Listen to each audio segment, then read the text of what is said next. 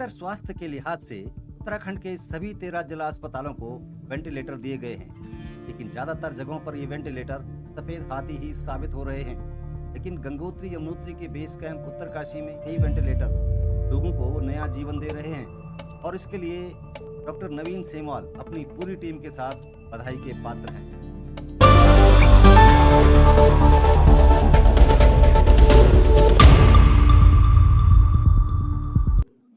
और कुछ भी हो रहा मतलब के साथ बधाई के पात्र। एक डॉक्टर जब मरीज को वेंटिलेटर पर डालता है तो ज्यादातर परिजन मरीज के ठीक होने की उम्मीद छोड़ देते हैं और ये माना जाता है कि उसका अंतिम समय आ गया है। लेकिन गंगोत्री यमुनोत्री के बेस कैंप उत्तरकाशी में सीमित संसाधनों के बावजूद डॉक्टर नवीन सेमवाल के प्रयासों से 1 महीने के भीतर 11 मरीज वेंटिलेटर पर डालने के बाद स्वस्थ जीवन जी रहे हैं। हाल ही में एक 70 साल की वृद्ध ग्रामीण महिला हॉस्पिटल टाइम के बाद अस्पताल पहुंची। डॉक्टर नवीन सेमवाल ने जब उनको चेक किया तो पाया कि उनका ऑक्सीजन लेवल बेहद कम था और महिला की स्थिति बहुत गंभीर थी। तत्काल उन्हें अस्पताल में भर्ती कर वेंटिलेटर पर रखा गया और उपचार शुरू किया गया। मरणासन्न स्थिति में पहुंच चुकी वृद्धा के स्वस्थ होने के बाद परिजनों ने डॉक्टर का शुक्रिया अदा किया। वेंटिलेटर पे रखा, ऑक्सीजन दिया और ये एकदम वो हो गई थी कि मतलब वापस आने की कोई उम्मीद नहीं थी। तो डॉक्टर साहब ने इतनी मेहनत करके जो है सभी लोग डॉक्टरों ने, नवीन सेमवाल जी ने, आभा तिवारी, अभिषेक, इन्होंने तीनों डॉक्टरों सब स्टाफ ने मिलजुल कर जो है इनको उसमें रख के और इनका अच्छा इलाज करके आज हम डिस्चार्ज हो रहे हैं। हमारी माता जी बहुत अच्छी है। अच्छा, माता जी की उम्र कितनी है? माता जी की उम्र 70 है। 70 साल की है। 70 साल। ठीक है। जो जिस दिन आई थी उस दिन बिल्कुल बेहोशी की हालत में आई थी, है ना? आज बिल्कुल ठीक है। ठीक हो माता जी आप? ठीक हो? हम डॉक्टर साहब जो है वो शुक्रगुजार हैं। धन्यवाद करते हैं, बहुत बहुत धन्यवाद देते हैं कि हमारे यहाँ जो इतने अच्छे डॉक्टर उपलब्ध हैं। जी हाँ, डॉक्टर नवीन सेमवाल वही अनोखे डॉक्टर हैं जो अस्पताल समय के अलावा मरीज को घर पर भी देखते हैं, लेकिन इसकी कोई फीस नहीं लेते। 4 धाम यात्रा में मेडिकल सुविधा को लेकर हमने डॉक्टर नवीन से बातचीत की। मेरे पास एक शकुंतला देवी नाम की एक फीमेल आई थी, अभी 70 साल की महिला थी, बुजुर्ग महिला थी। काफ़ी सांस की बहुत ज़्यादा दिक्कत थी, दमे की बीमारी से ग्रसित थी, बीपी भी बहुत ज़्यादा बढ़ा हुआ था। जब वो आई थी तो ऑक्सीजन भी 30-40%, 30-40% SpO2 आ रहा था पेशेंट का। यहाँ पे आई तो हमने उसको आईसीयू में एडमिट किया, तो आईसीयू में सडनली कोलैप्स कर गई थी पेशेंट। कोलैप्स करने का मतलब कि लगभग मरने से हो गई थी। फिर हमने उनको सीपीआर वगैरह दे के पेशेंट को रिवाइव किया। फिर हमने उनको वेंटिलेटर पे डाला और हमने उन्हें 24 घंटे वेंटिलेटर पे भी रखा और फिर 24 घंटे बाद हमने उनको वेंटिलेटर से बाहर निकाला है। तो अगर यही खर्चा नीचे जाती हैं तो कम से कम एक वेंटिलेटर का खर्चा, कम से कम एक दिन का खर्चा 25 से 50 हज़ार रुपये कम से कम किसी भी हॉस्पिटल में, प्राइवेट में इतना लगता है। पर यहाँ पे यही है कि आयुष्मान वगैरह लग गया था और उसका लगभग सस्ते में सब चीज़ें उसकी हो गई।